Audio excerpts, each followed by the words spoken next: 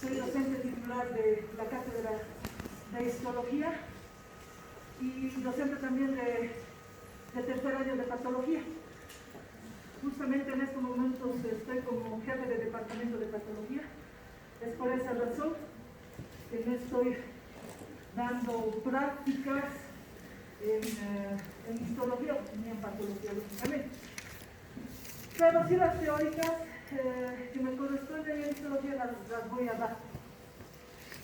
Bueno, el día de hoy, que solamente en este día vamos a ver lo que es el aparato digestivo o tubo digestivo, ¿no es cierto? Ustedes la pasada semana, ¿me escuchan, verdad? Sí, doctor. La pasada semana he podido observar o ver el tema de lo que es tubo digestivo 1, que involucra cavidad oral hasta lo que es la faringe. Nosotros lo que vamos a pasar el día de hoy es lo que es el aparato digestivo ocular. Y eso netamente involucra 4 órganos principales, que es el esófago, el estómago, el intestino delgado y el intestino grueso. ¿No es cierto? La siguiente clase, la siguiente semana es lo que va a llamar tubo digestivo o aparato digestivo 3, lo que son las glándulas anexas o accesorias a lo que es este aparato. ¿Qué es lo que debemos empezar sabiendo? Todo el aparato digestivo, desde el esófago hasta lo que es el intestino grueso, tiene 4 capas. Lo que nosotros debemos reconocer también en histología, a la microscopía, son las 4 capas. Histológicamente hablando, una capa mucosa, una submucosa, la muscular y la adventicia o serosa. ¿Sabemos por qué se denomina serosa? Eso ya lo hemos visto en qué. Está prohibido sacar fotos. ¿Saben por qué se denomina serosa? Esto lo han debido ver en el video. ¿Por qué llamamos serosa? O mesotelios.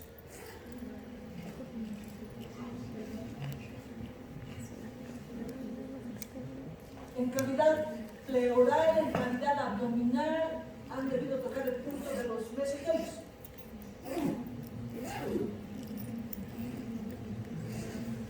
¿Nada? Es cuando una estructura está revestida por epitelio plano, simple, ¿es cierto? Sobre un tejido conectivo laxo. Entonces acá, dependiendo, vamos a ver 2 lugares específicos donde vamos a encontrar adventicia y en el resto vamos a encontrar serosa.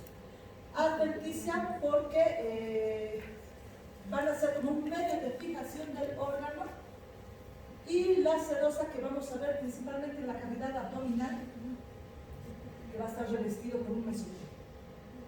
Entonces, esquemáticamente o gráficamente, en este esquema vemos cómo está estructuralmente las 4 capas, que vamos a ver más adelante. Aquí está la mucosa, acá está la submucosa, acá está la capa muscular y acá está la serosa. De manera general, voy a dar la explicación de las 4 capas del tubo digestivo y vamos a entrar a ver las partes más precisas o más concisas por orden. Entonces, la capa mucosa va a estar formada por un epitelio, su lámina propia, la que se va a encontrar irrigada, y una capa de tejido, por tejido conectivo elástico, que algunas veces vamos a encontrar, en la mayoría de la pared del tubo digestivo, la muscular de la mucosa o musculares mucosal. Esa es la mucosa. Cuando se les pregunta cómo está constituida la mucosa del tubo digestivo, por por tres cosas: el epitelio, la lámina propia y la muscular mucosa. Esas tres estructuras conforman lo que es la mucosa del tubo digestivo. En la submucosa, ¿qué es lo que vamos a ver? Va a estar formada principalmente por tejido conectivo fibroelástico, donde vamos a encontrar fibras colágenas, fibras fibrosas, valga la redundancia, que se va a entrelazar y entrecruzar entre ellas. También a este nivel vamos a encontrar abundantes vasos sanguíneos, linfáticos y fibras nerviosas, sobre todo fibras del sistema nervioso autónomo, que a este nivel se las va a denominar el plexo submucoso de Meissner. ¿Cuál es la función de esta capa? O sea, darle cierta movilidad adicional a lo que es la mucosa. En la capa muscular va a estar formado principalmente todo el tubo digestivo, va a estar constituido por tejido muscular liso, excepto en dos lugares, que es el esófago, que vamos a ver que hay otro tipo de tejido muscular en el tercio superior o en la mitad del tubo del esófago, y en el recto le vamos a ver que hay como partes de tejido musculoesquelético. Entonces, entre estas dos capas de tejido muscular, que va a ser una capa circular interna y una capa longitudinal externa, salvo en el estómago, que vamos a ver que existen tres disposiciones de tejido muscular, tres capas. Entre estas vamos a encontrar, entre la capa circular interna y la longitudinal externa, vamos de igual manera a encontrar otro plexo del sistema nervioso autónomo. Y este es el plexo mientérico de Auerbach o Auerbach. Y esto lo vamos a ver solamente a partir de lo que es el isquio. La capa adventicia o serosa, adventicia se la va a denominar cuando solamente encontramos tejido conectivo. No hay un revestimiento epitelial. Serosa se va a denominar cuando este tejido conectivo está cubierto por un epitelio. Y ese epitelio es el epitelio plano simple. Lo que en la cavidad abdominal o peritoneal va a llevar el nombre de peritoneo. ¿No es cierto? Eso ya lo deben estar viendo en anatomía de igual manera. Ese peritoneo va a revestir y va a dar cierta movilidad a los órganos en que se encuentran en la cavidad abdominal, dentro de la cavidad abdominal. Ciertos movimientos de deslizamiento. ¿Dónde vamos a encontrar adventicia? Como les decía, que es solamente tejido conectivo. En la parte del esófago y en una parte del recto, que va a ser como un medio de fijación hacia la parte. Ahí, en esos dos lugares, vamos a encontrar adventicia. Y en algunos lugares, en los libros van a observar ustedes que hay como parches cuando no está cubierto por peritoneo en la cavidad abdominal, cuando las asas se encuentran muy juntas, asas intestinales sobre todo, podemos encontrar parches de solamente adventicia y no peritoneo, o una serosa retal. Entonces, gráficamente, lo que les decía, la mucosa está constituida por tres cosas: su epitelio, su lámina propia y la muscular mucosa. La submucosa, donde vamos a encontrar, que hemos dicho, vasos sanguíneos, linfáticos y fibras nerviosas. Aquí principalmente vamos a ver el plexo de Meissner. En la mucosa, en la muscular, en la capa muscular,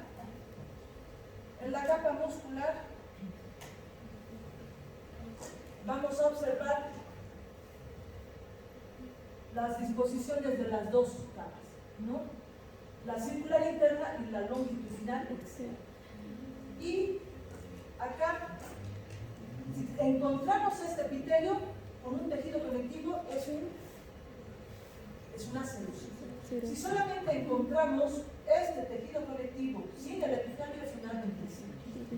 Y eso lo podemos observar en las ramillas histológicas, a la microscopía. Entonces vamos a entrar a ver lo que es el esófago. A grosso modo, porque todo lo que hemos descrito anteriormente es cómo está constituido el esófago, el tubo digestivo. Entonces, viene del griego oiso, que significa cargar, y pagé, que significa comer. Es una estructura tubular que funciona como un medio de paso, de transporte del bolo alimenticio hacia lo que es el estómago. Tiene una longitud de 25 centímetros, que va desde la sexta cervical hasta la 11 o 12 vértebra torácica, es donde podemos encontrar al esófago.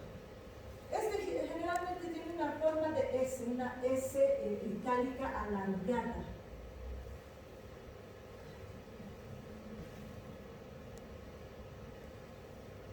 Que tiene algunas curvaturas por las estructuras que encontramos a su alrededor. Va a presentar a lo largo estrecheces, como ser una estrechez criboidea, un cariado órbico y una estrechez diafragmática. Es por eso que le da la forma de una S. Ahora esto no lo vamos a ver porque ya lo han visto en la fase de cavidad bucal. Vamos a ver directamente lo que es la histología. Y en la histología, ¿qué es lo que le va a caracterizar al esófago del resto del tubo digestivo? ¿Qué es lo que nos va a ayudar a nosotros a identificar esófago? ¿Cómo? La variedad de epitelio que posee. El epitelio, principalmente. El epitelio en el esófago es de qué tipo? Plano, estratificado, no queratinizado. ¿Por qué no es queratinizado? Es una manera que a nosotros, es una última capa que lo hemos visto en piel, o lo vamos a ver en piel más adelante, que nos diferencia, ¿no es cierto?, a este órgano que es la piel, que está constituido por un epitelio plano estratificado queratinizado de una mucosa. Esa es la diferencia, el estrato córneo. En las mucosas, como han visto, en boca, en la cavidad oral, encontramos este epitelio. Lo que lo diferencia es el último estrato que no lo tenemos, porque es una mucosa. Entonces, acá observamos, como es un epitelio plano, estratificado, no queratinizado, es amplio. ¿No es cierto? Por debajo vamos a encontrar lo que es nos observa bien acá, sí se ve la lámina propia, la muscular mucosae, la submucosa, donde vamos a encontrar glándulas cardiales o glándulas esofágicas, y la muscular y la adventicia y la serosa. Casi en los 2/3 del esófago que no se encuentran dentro de la cavidad abdominal, sino dentro de la cavidad torácica, va a presentar adventicia. Ya entrando a lo que es a la cavidad abdominal, el último tercio es por debajo del diafragma, va a presentar una serosa. Entonces, mide 25 centímetros, va a estar, como ya habíamos dicho, formado por un epitelio plano estratificado, no queratinizado, con una lámina propia de tejido conectivo laxo, donde vamos a encontrar, a este nivel podemos encontrar tanto en el tercio superior o tercio inferior, lo que son las glándulas cardiales. Estas pueden ser proximales o pueden ser distales. Acá también vamos a observar no se observa bien lo que es la muscularis mucosae. lo que va a constituir en sí lo que es todo la mucosa del esófago. En la submucosa vamos a ver que va a presentar pliegues que estos en el momento de la deglución del paso del bolo alimenticio a través de esta estructura de este órgano se distinguen, ¿no es cierto? Por eso presenta pliegues como invaginaciones que al pasar se distiende y forma una luz tubular. Va a presentar también fibras elásticas con vasos sanguíneos, lo que les había indicado, vasos sanguíneos, linfáticos, fibras nerviosas del sistema nervioso autónomo. Y también vamos a encontrar a este nivel lo que son las glándulas submucosas del esófago.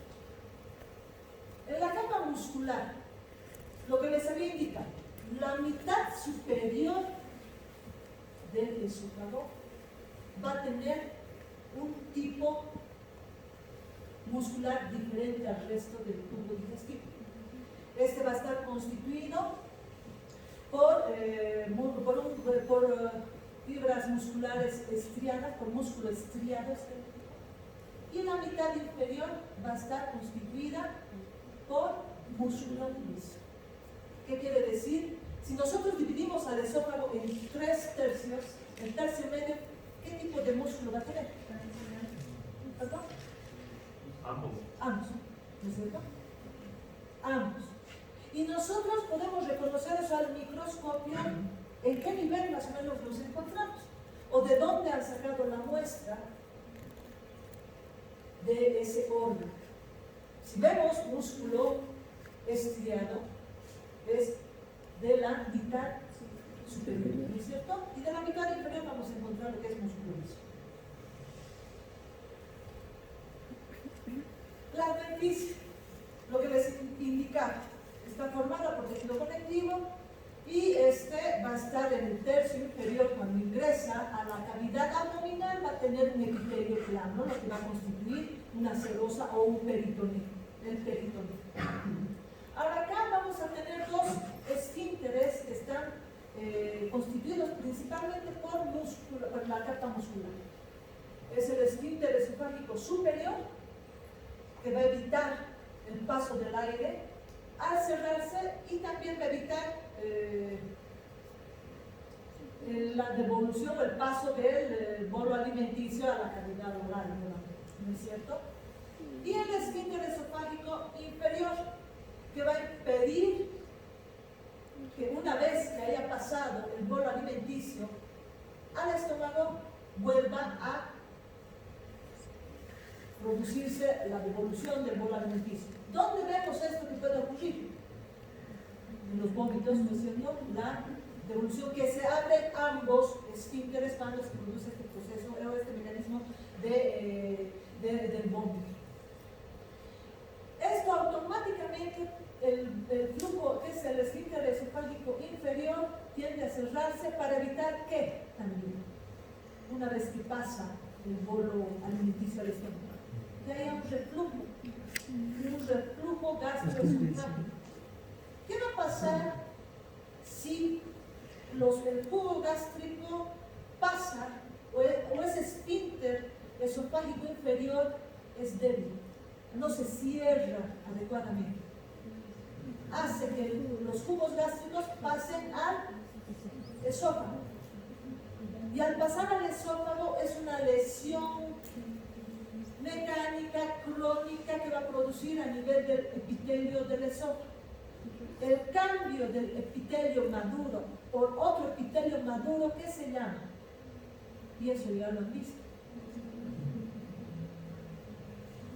¿Qué es la metaplasia? ¿No es cierto? ¿Qué había sido la metaplasia? Es el cambio de un epitelio maduro por otro epitelio maduro.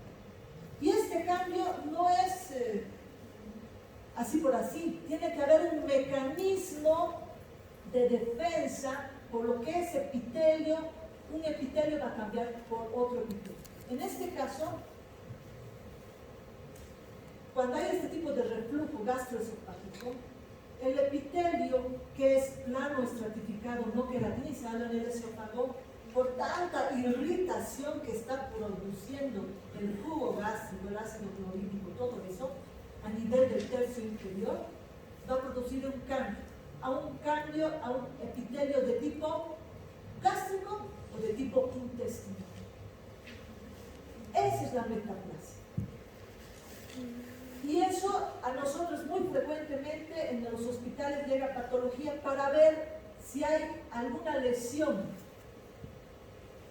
a nivel del tercio inferior. Nosotros, cuando estamos en primer año, no solamente nos abocamos, y eso lo han debido decir o lo dicen repetidamente los docentes, no nos vamos a la estructura, siempre tenemos que hacer la relación, ¿no es cierto?, con la enfermedad. Porque lógicamente acá nosotros vemos lo que es normal, pero tenemos que hacer la relación cuando se presenta una enfermedad. Y esto nos va a ayudar a nosotros, a ustedes les va a ayudar cuando lleguen a tercer año, a patología.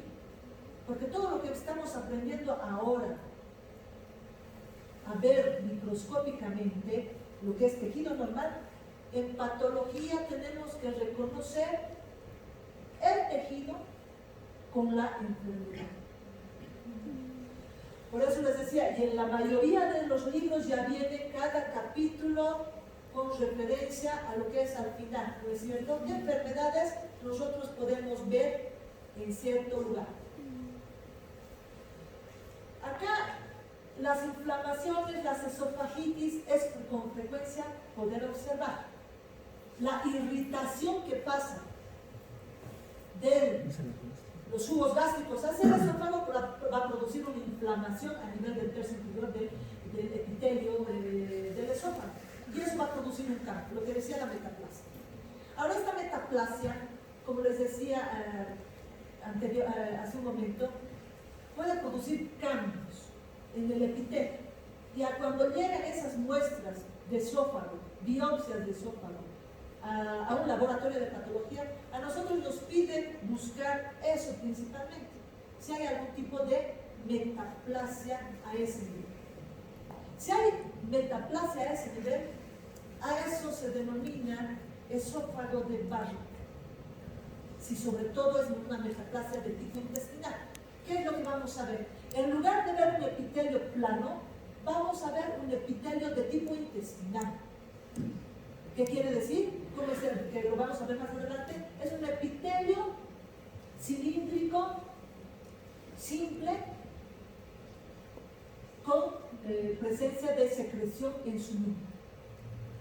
Ese es el cambio, de un epitelio plano estratificado a un epitelio de tipo intestinal. Esa es la metaplasia. Y este es un paso para que se produzca el cáncer de esófago. Encontramos nosotros esa metaplasia, ese esófago de Barrett que decimos, y al paciente hay que hacerle tratamiento y ver que se haga exámenes periódicos, porque es un paso previo a lo que es el cáncer de esófago. Esquemáticamente vemos esto. Es un dibujo, es un esquema, lo que indicamos. Este es el epitelio, la luz generalmente del esófago, para poder reconocer, siempre va a ser en un corte transversal. Vamos a observar los pliegues. ¿Por qué? ¿Por qué no podemos encontrar distendido todo esto? Lógicamente que cuando se pasan o que cuando se sacan este tipo de muestras, son muestras de autopsias. ¿No es cierto? Para ver todo la luz transversal del esófago es de muestras de autopsias. Y lógicamente el tubo digestivo, el esófago, está vacío. Es por eso que nosotros encontramos en un corte transversal, vamos a ver los pliegues, la presencia de los pliegues. Está plegada su luz. Acá está la mucosa, con su lámina propia la muscular y mucosal, la submucosa, la muscular en sus dos capas y la adventicia o celosa.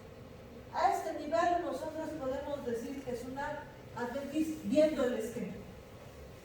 Si nosotros vemos acá ya una célula, ¿qué es? Es una célula que está recubriendo el tejido conectivo. Es un epitelio plano celular. ¿Qué división es esta? Magnum, ¿no es cierto? Entonces vemos nosotros esto. Generalmente el epitelio lo vamos a ver en una coloración roja, rosada oscura, donde vemos acá el epitelio, la luz plegada, el epitelio plano estratificado, no caracterizado, su lámina propia. Aquí podemos ver algunos rasgos de fibras musculares que van a corresponder a lo que es la muscular y mucosa, la capa muscular en sus dos disposiciones y la serosa o adventicia. A mayor aumento. ¿Cómo vemos aparte de las estructuras? Si a nosotros nos presentaran este corte histológico, así como lo vemos, ¿qué podemos decir? Si es piel o es una mucosa. Ya les había indicado, mucosa va a estar ausente la capa córnea. Esa es la que a nosotros nos va a ayudar a diferenciar de lo que es el epitelio plano estratificado, que es de la piel, del órgano de la piel, o que es una mucosa. Además, también en piel ya sabemos si es una piel delgada o es una piel gruesa. ¿No es cierto? Ahí también el estrato córneo nos va a ayudar a diferenciar. Acá vemos algunos ejemplos de las glándulas mucosas, de las glándulas que vamos a encontrar a nivel de la subserosa. Ahora vemos lo que va a ser el otro órgano que le sigue al esófago, el estómago. Sabemos que es una dilatación que va a tener dos caras, una cara anterior, una cara posterior, dos bordes, un borde derecho, un borde izquierdo, dos curvaturas, una curvatura menor y una curvatura mayor, ¿no es cierto?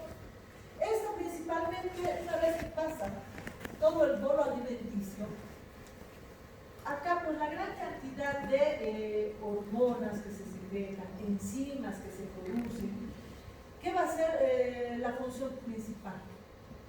Producir que ese bolo alimenticio se transforme en una sustancia más densa. Es decir, que las macromoléculas de los alimentos se hagan en partículas más pequeñas, mínimas, en micromoléculas. Que éstas puedan pasar a lo que es la circulación para la nutrición de todo el organismo. ¿No es cierto? Y ahora acá vamos a ver cuáles son los límites del estómago. Va a tener un límite superior, que lo va a ser el cardias, que lo vamos a encontrar a nivel de la T12, una inferior, que va a ser el píloro, lo vamos a encontrar a nivel de la lumbar 1, va a tener una longitud aproximada de 25 centímetros, y este puede albergar aproximadamente 3 litros de alimento. Como habíamos indicado, tiene 4 partes el estómago. Una que es en el cardias, que va a estar por debajo del esfínter gastroesofágico. Otro es el fundus o fondo, que se va a encontrar a nivel del quinto espacio intercostal, el cuerpo y la porción pilórica. Gráficamente, si nosotros hacemos un dibujo para hacer la división del estómago, hacemos esto, ¿no es cierto? Acá va a estar la unión del esófago con el estómago, el esfínter esofágico inferior, por debajo se encuentra lo que es el cardias, que si lo ven ustedes es pequeño, es una porción pequeña. Le sigue el fundus o fondo esofágico, el cuerpo, que es más amplio, y el antro y el pilo. Entonces, estas son las partes.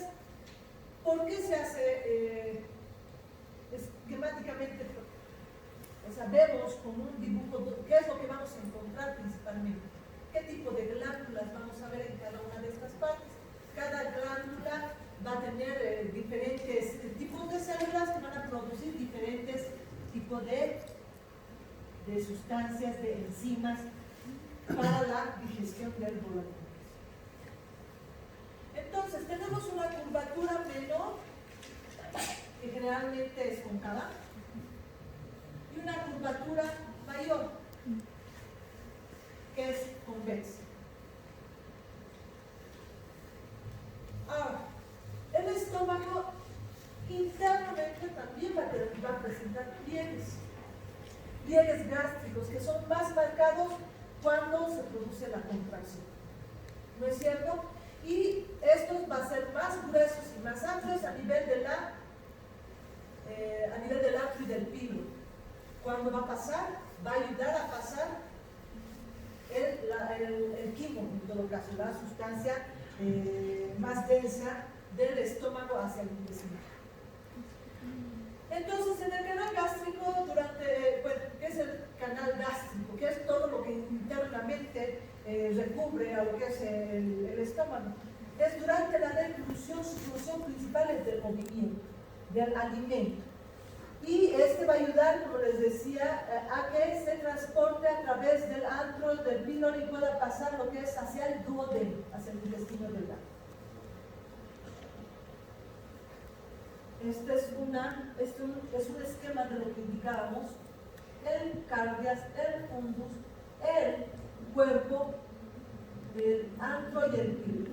Si vemos acá, los pliegues del antro y píloro son más gruesos, que es más para ayudar que pase lo que es el bolo alimenticio, sino toda la sustancia que ya se ha licuado, por decirlo así, es más densa esa sustancia para que pase a lo que es el intestino delgado.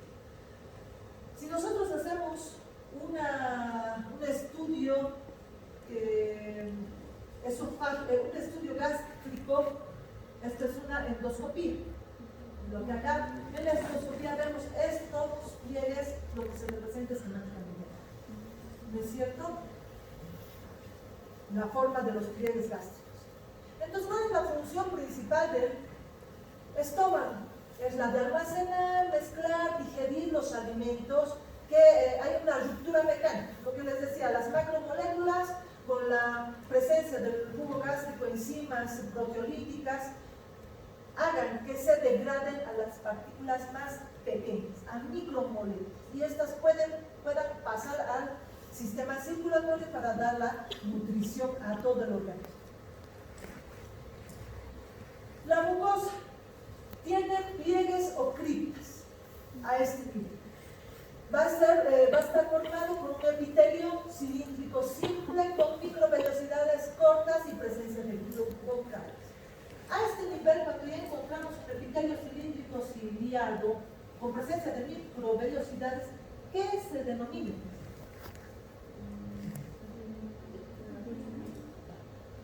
¿Qué otro nombre recibe?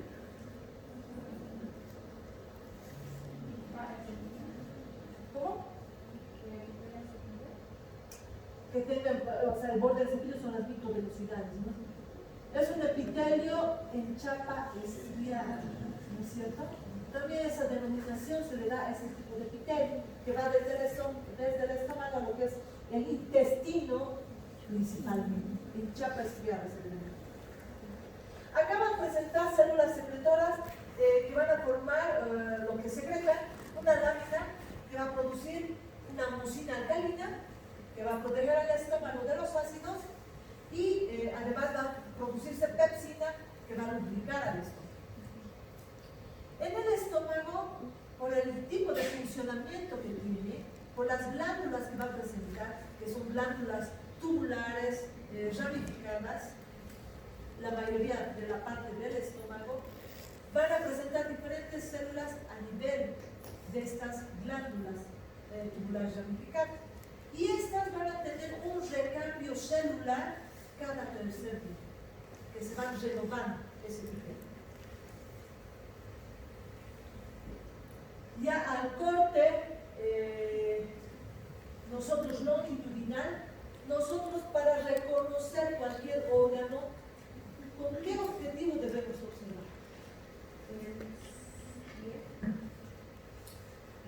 Con el de menor aumento. Para el examen o cuando ustedes vayan a dar el examen final o están dando exámenes de finales de ROTE,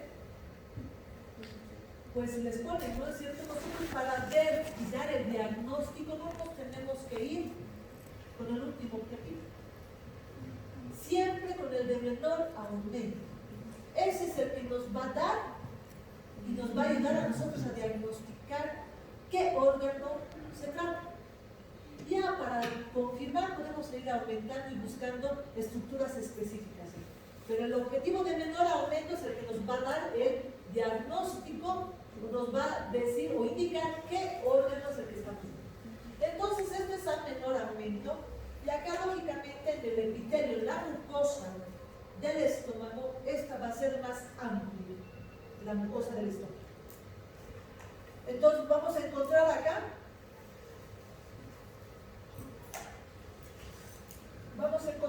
lo que es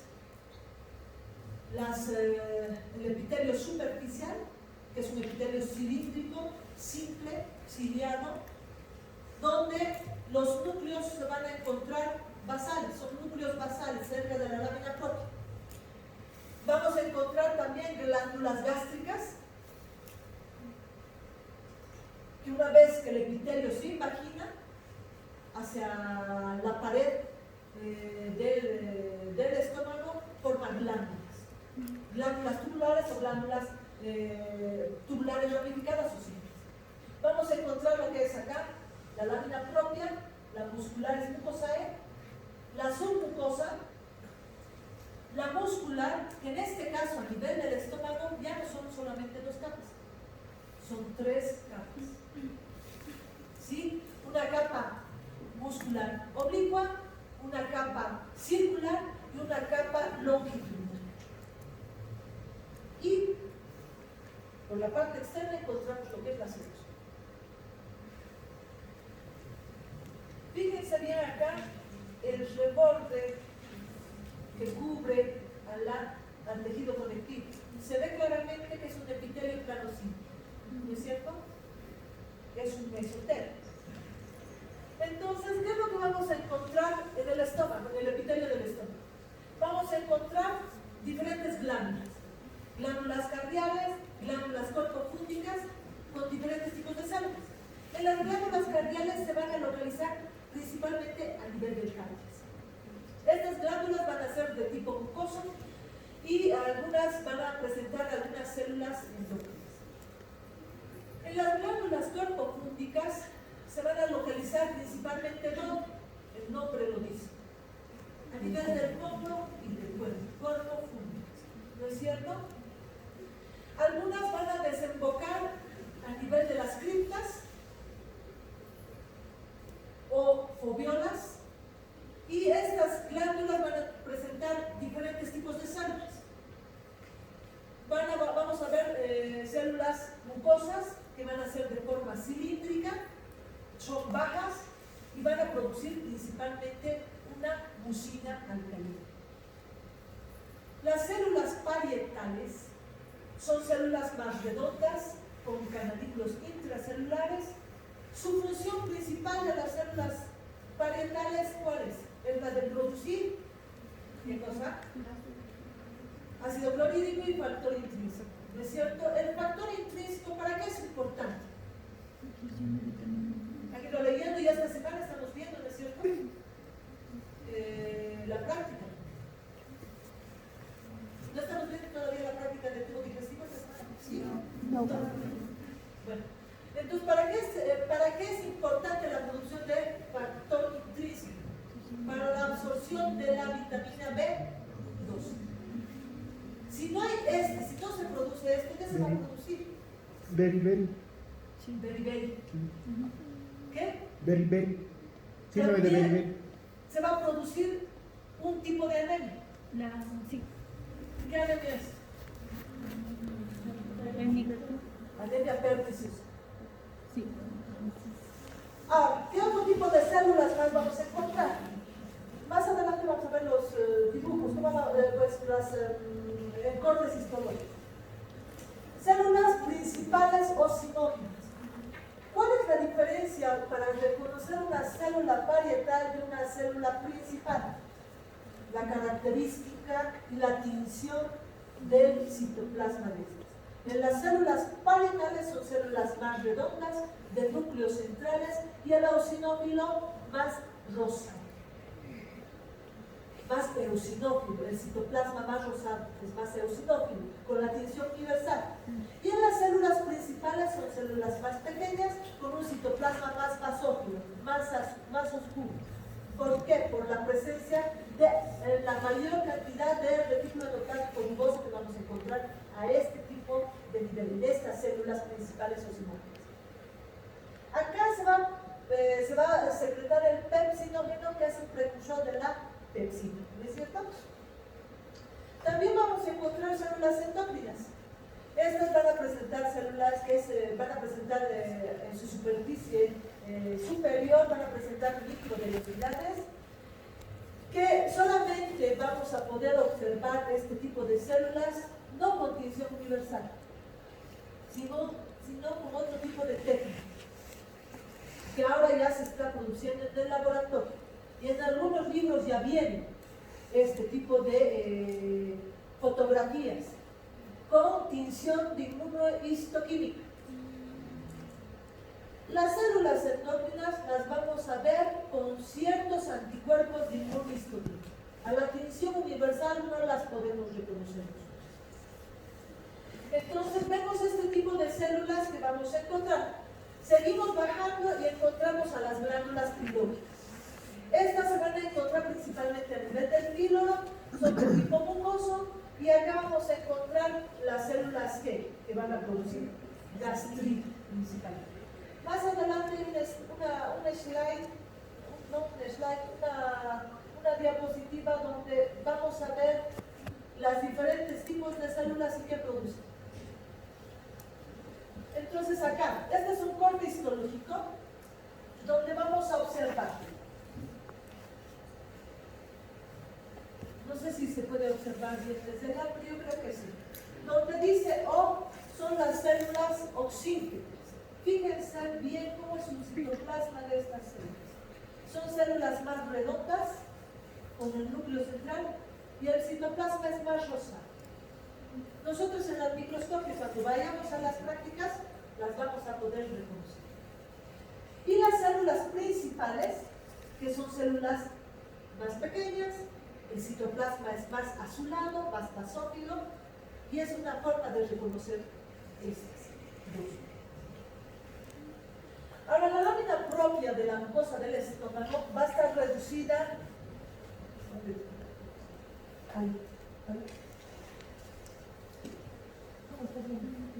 Voy a pasarla. En un momentito estoy pasando preguntas. Voy a venir un rato más tarde. El estómago va a estar reducida, ¿por qué? Por la presencia de las glándulas, ¿no es cierto? Va a estar formada por tejido conectivo reticular laxo y va a tener muchos tipos de celulares. Esta se va a encontrar, como en cualquier lámina propia, vascularizada. Vamos a encontrar linfáticos y filetes nerviosos. Entre la muscular de la mucosa y la submucosa, que va a tener una capa.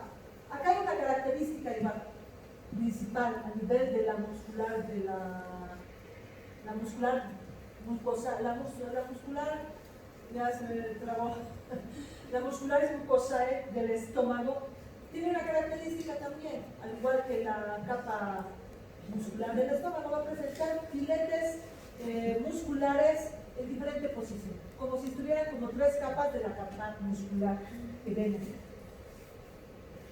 En la submucosa generalmente no hay mucho que describir acá, es la misma que hemos descrito anteriormente.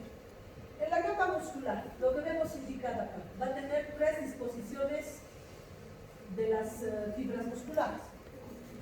no una capa oblicua interna, va a estar seguida de una capa circular engrosada principalmente a nivel del píloro, formando lo que es el esfínter pilórico, y que es la que va a controlar el vaciamiento del esófago, y una capa longitudinal externa del músculo liso. Si a ustedes les preguntan principalmente el esfínter esofágico o el esfínter pilórico, ¿por qué capa o qué tipo de músculo vamos a encontrar aquí? Lógicamente que es músculo liso, pero principalmente la capa media circular, ¿no es cierto?, de la muscular. Y la serosa, que acá vamos a ver que es un peritoneo por la presencia del epitelio plano cívico. Ahora viendo en los cortes histológicos, cuando decimos que es un epitelio cilíndrico simple, es este. Encontramos moco en el citoplasma, en la parte superior. Los núcleos los encontramos cerca de lo que es la membrana basal, por eso son núcleos basales, también se denominan. Y estos generalmente son ovoides o ovales.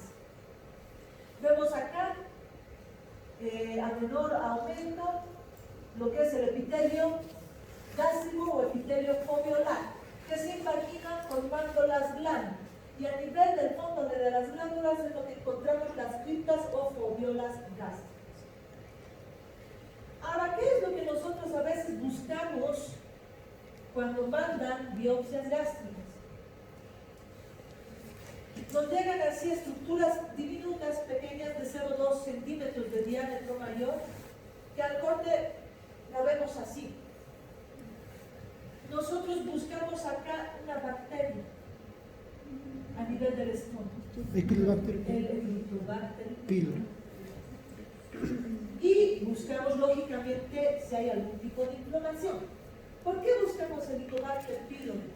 Porque si se presenta que esa bacteria a veces es muy común de observar en los alimentos contaminados, ¿no es cierto? Alimentos frescos. Esto, por muchas repeticiones, de inflamaciones repetidas que pueda presentar, puede también ser un precursor de lo que es el cáncer gástrico. ¿Sí? Entonces, a nivel de las foveolas, nosotros buscamos esa bacteria, que es el Helicobacter pylori, a este nivel. Este es el epitelio cilíndrico simple, lo vemos así por la presencia de moco en su citoplasma, que van a ir, lo que les significa, se imaginan y constituyen lo que son las glándulas gástricas o criptas o foveolas.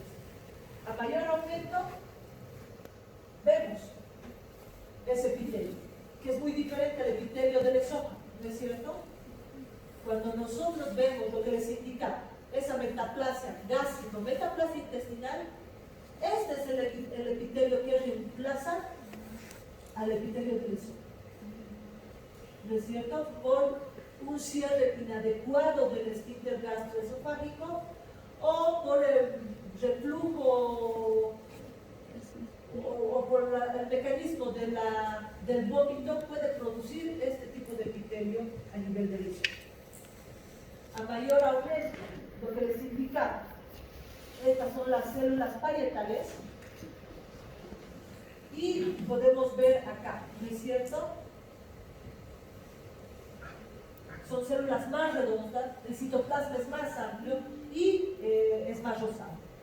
Y acá vemos las células principales, osmocóticas. El tinte oscuro que le da a esta es por la mayor cantidad de retículo endoplástico rugoso que encontramos, a diferencia de las células parietales. Seguimos observando acá. Fíjense, las células parietales o cíclicas, que a manera de huevo estrellado lo vemos. Ahora, habíamos indicado que vamos a ver, o que se ve a nivel del estómago, diferentes glándulas, dependiendo de la localización. Vamos a observar a las glándulas púbicas que se van a encontrar principalmente a nivel del del fondo y del cuerpo, ¿no es cierto? Son glándulas tubulares simples, ramificadas,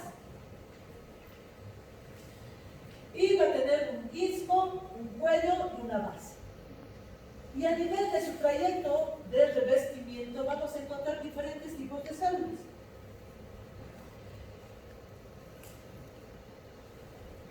Acá, ¿qué es lo que qué van a producir estas? La secreción del jugo gástrico. El jugo gástrico, ¿cómo va a estar constituido? Se forman generalmente 2 litros al día. Acá el jugo gástrico vamos a encontrar ácido clorhídrico con un pH bajo. Vamos a encontrar acá se va a producir la hidrólisis de sustratos, va a haber la activación del pepsinógeno en pepsina y va a también tener una acción bacteriostática.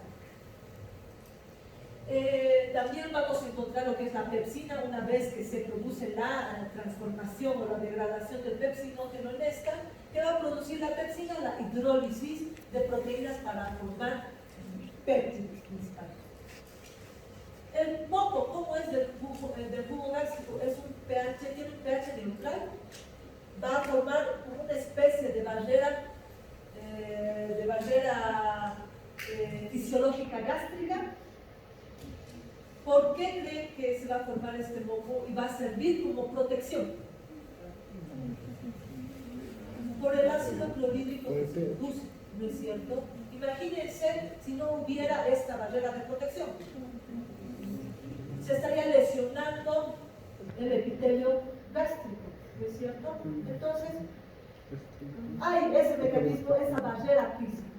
Y acá también se va a producir, o vamos a encontrar lo que es el factor intrínseco para que se absorba principalmente la vitamina B2.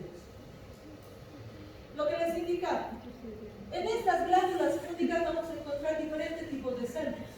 Vamos a encontrar células a nivel de la mucosa del cuello, que tiene su mismo nombre, células principales, células parietales oxíticas, células enteroendógenas o células APU y células diferenciales. Las células mucosas del cuello se van a localizar en el cuello. Hay algunas células parietales que se encuentran entre ellas. Estas son más cortas, van a producir menos moco con respecto a las células mucosas superficiales y van a secretar estas mocos saludables por estimulación vagal. Vemos a qué nivel encontramos las células del cuello. Las células principales se van a localizar en la parte más basal de la glándula, tienen una apariencia más basófila, lo que les indica por la gran cantidad de retículo endoplásmico rugoso, y va a ser ligeramente eosinófila o rosada en la parte superior, o apical, porque vamos a encontrar gránulos de secreción, gránulos de decimógeno a ese nivel. Y estas principalmente van a secretar pepsinógeno y lipasa. Las células parietales, estas se van a localizar en el cuello y en la parte más basal de la glándula. Tiene microvelocidades que se van a proyectar hacia los canalículos, como vemos esquemáticamente acá. Estas son las células parietales. Van a secretar estas principalmente ácido clorhídrico y factor intrínseco. Y van a expresar también receptores a gastrina, histamina y acetilcolina. Las glándulas o las células APUT, ¿por qué se denominarán células APUT?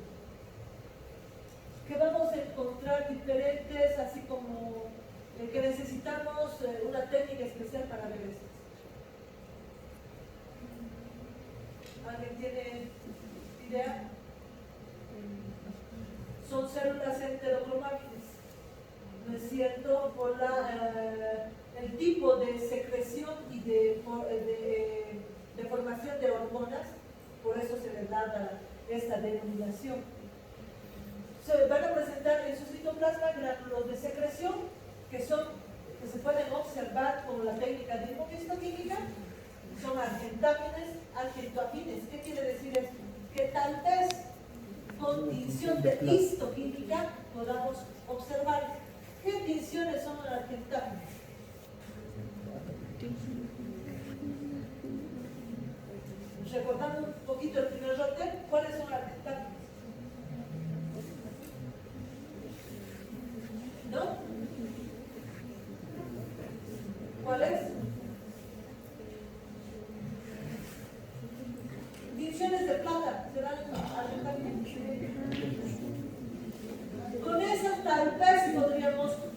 observar una que otra, pero necesitamos el método de inmunohistoquímica, que es diferente a la técnica de histoquímica, para poder observar esto. Estas células van a secretar péptidos y polipéptidos, hormonales y sustancias regulares. Estas secretan principalmente hormonas. Por lo menos en el estómago vamos a tener una variedad de más de 17 tipos de células de este que van a secretar hormonas. Las glándulas cardiales. Estas son glándulas tubulares ramificadas similares a las glándulas ya descritas anteriormente. Van a estar constituidas principalmente por células secretoras de moco, con algunas células enteroendógenas. Su secreción va a contribuir al jugo gástrico y va a producir, esta secreción va a proteger a la mucosa esofágica contra el reflujo gástrico. Las glándulas pilóricas. Estas, de igual manera, se localizan en el atrio pilórico. Son glándulas tubulares ramificadas y van a estar constituidas principalmente por células secretoras de moco, células endócrinas y algunas células parietas. Tienen estas una luz más amplia, como vemos acá, y van a producir, su secreción es más viscosa.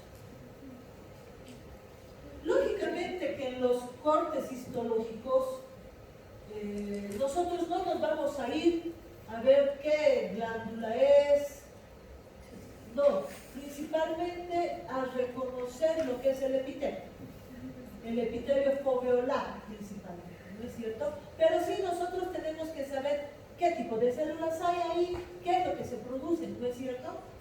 Porque esto nos va a ayudar a ver lo que es la fisiología de ese lugar.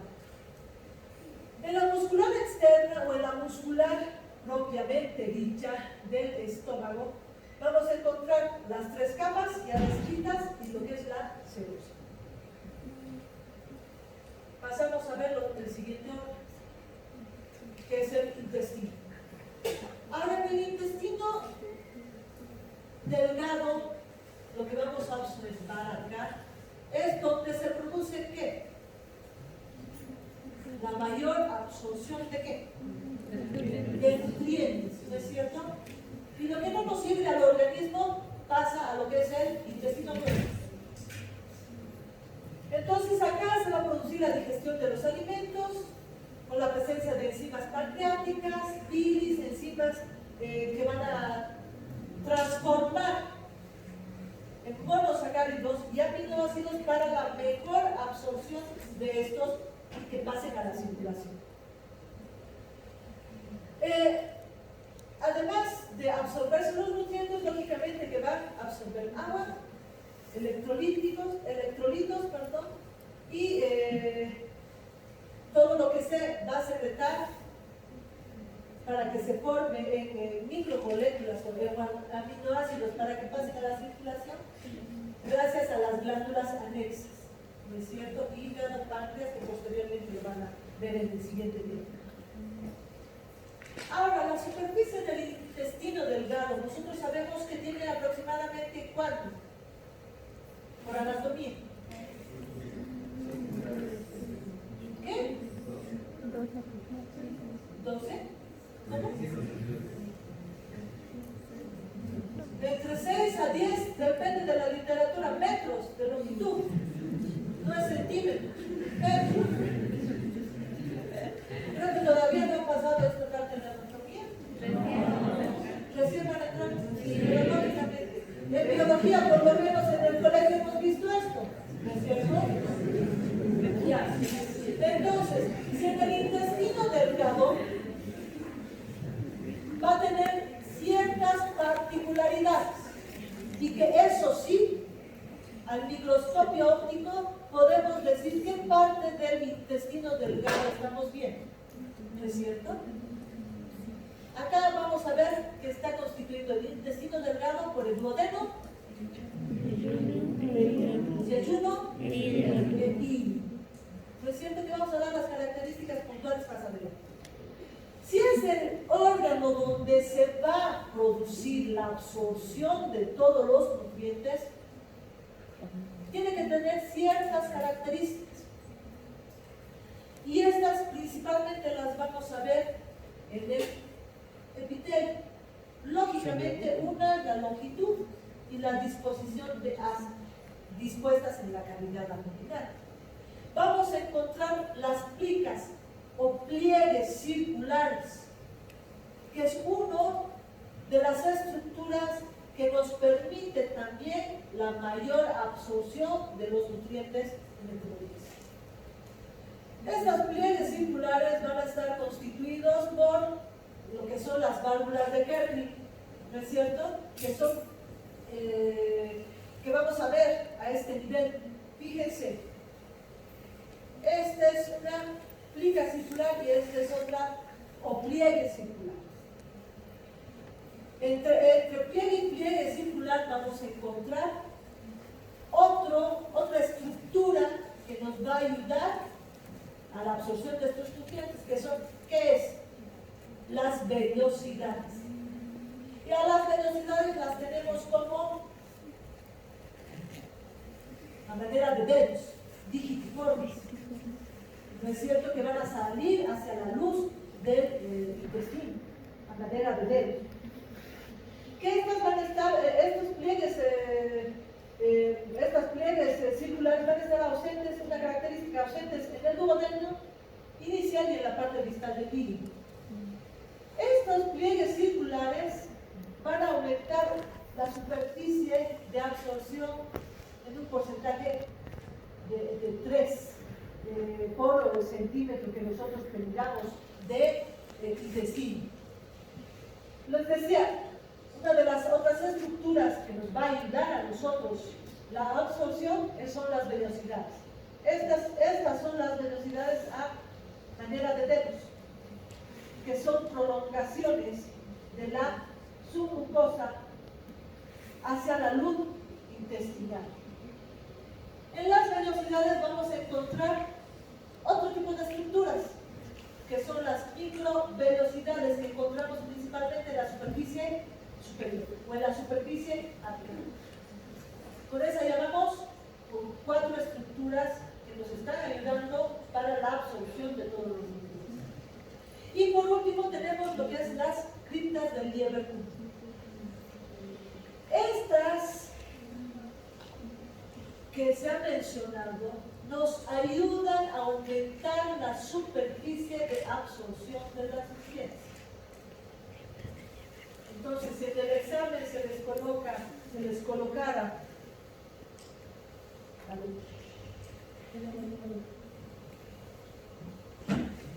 ¿por qué estructuras están constituidas la superficie o qué estructuras aumentan la superficie intestinal? Entonces nosotros vamos a reconocer cuáles son esas estructuras. Entonces, en la mucosa vamos a ver que tiene velocidades, glándulas intestinales, el epitelio. De igual manera, acá, si en el estómago el epitelio era un epitelio cilíndrico sistémico, encontramos enterocitos en relación a las células caliciformes, una relación de 5 a 8 por una célula caliciforme. Tanto ya en el intestino delgado como en el intestino grueso, que vamos a ver más, la relación es de un enterocito con una célula caliciforme. La relación es de 1 a 1, sobre todo en el intestino grueso. Vemos esquemáticamente. De igual manera, aquí vamos a encontrar la mucosa glándulas con diferentes tipos de células en su trayecto. La diferencia del estómago, estas son glándulas tubulares ya simples, no son ramificadas. Lo que les indicaba acá, la otra estructura de absorción son las vellosidades, que a manera de dedos tiene la forma digitiforme. Entonces acá vamos a ver que es un epitelio cilíndrico simple de núcleos basales, que claramente nosotros las podemos observar acá, esos núcleos cerca de la membrana básica. ¿no es cierto? Y estas vellosidades van a estar principalmente formadas por lámina propia de la pared intestinal. Vamos a encontrar acá, ¿qué vamos a encontrar? Capilares fenestrados, vamos a encontrar fibroblastos, vamos a encontrar linfocitos, podemos encontrar también los vasos linfáticos, que a este nivel que se les denomina. ¿Cómo? La arteria es otro nombre también. Pilíferos. Y también vamos a encontrar ramas de músculo liso. Estas son las vellosidades. En la lámina propia del intestino delgado, ¿qué es lo que vamos a observar? La característica, ¿no es cierto? Vamos a encontrar folículos linfoides. ¿Y los folículos linfoides qué son? Agregados de linfocitos. ¿Dónde principalmente vamos a observar estos folículos linfoides? En mayor cantidad. ¿Qué va a ser una manera de ayuda para saber en qué parte de la laminilla histológica estamos viendo? A nivel del ilio. Vamos a ver mayor cantidad de folículos linfoides. Si nosotros vemos eso en la laminilla histológica, tenemos la seguridad que estamos viendo ilio. Vamos a ver la capa muscular con sus características ya que hemos visto en general. Y acá vemos el epitelio intestinal. Como había indicado, vamos a ver enterocitos, células caliciformes, células de Panet, células enteroendócrinas, células M, intermedias y células madre. Las células madre, ¿por qué se las denomina así? Porque pueden dar origen a cualquiera de las células nombradas anteriormente. Entonces, rápidamente vamos a ver esto. ¿Qué son los enterocitos? Son células cilíndricas, de núcleos basales, con presencia de microvellosidades, lo que va a dar la característica de un epitelio en chapa estriada. Va a tener un glucocálix que va a dar una protección a este epitelio y van a producir también enzimas digestivas. Acá estos enterocitos van a producir la absorción de aminoácidos, kilomicrones, azúcares. Entre estos azúcares, la maltosa, lactosa, la sucrosa. ¿Qué es esto? ¿Cómo nosotros diferenciamos lo que les decimos? ¿Qué es esto? Como una especie de globito, de citoplasma claro. ¿Qué es? Y esto también lo hemos visto en el tema de epitelio. Incluso láminas de intestino se les muestra. ¿Qué será? Es una célula caliciforme. ¿Y qué es la célula caliciforme? ¿Pero qué es? Es una glándula unicelular. ¿No es cierto? Entonces nosotros, a nivel del intestino delgado, va a haber una relación, es decir, de 5 a 8, dependiendo del libro que estuviéramos teniendo como referencia bibliográfica para leer, dice, ¿no? De 5 a 10 incluso, enterocitos por una célula caliciforme. Esta relación.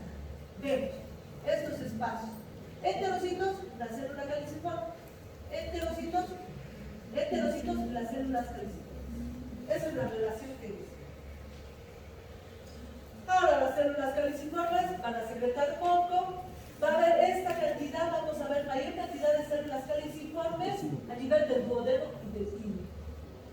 Vamos a encontrar en su citoplasma gránulos que van a producir mucina o mucinol.